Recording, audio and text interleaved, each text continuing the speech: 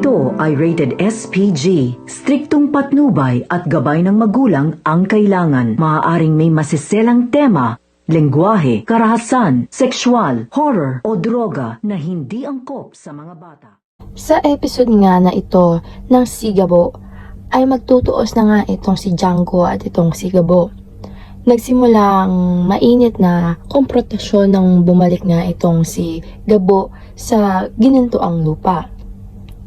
Habang sinusubukang kontrolin ni si Gabo ang kanyang pasensya, ay may mga lumapit nga na taga roon sa kanila at tila ba ay naghahamon ng away. At yun nga ay sabi nga ni Django ay kung taga matapang nga daw itong si Gabo ay magtuos nga daw sila.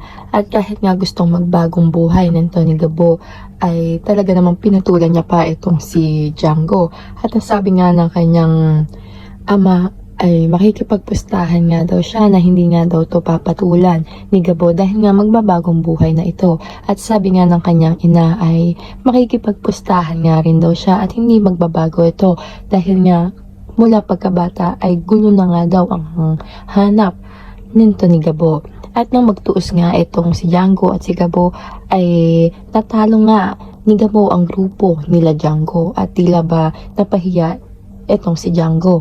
At galit nga itong tiyahin ni Django dahil nga nasira ni Gabo ang kanilang pinagkakakitaan. At tila ba si Gabo nga ang may kasalanan. At sabi nga ni Gabo ay ngayon alam na nila kung sino nga ang dapat na maghari dito sa ginintuang lupa. At aabangan pa nga natin kung ano pa ang pwedeng gawin nito nila Django dito nga kay Gabo. Aabangan nga natin yan dito nga lang yan sa CCM ang si Gabo.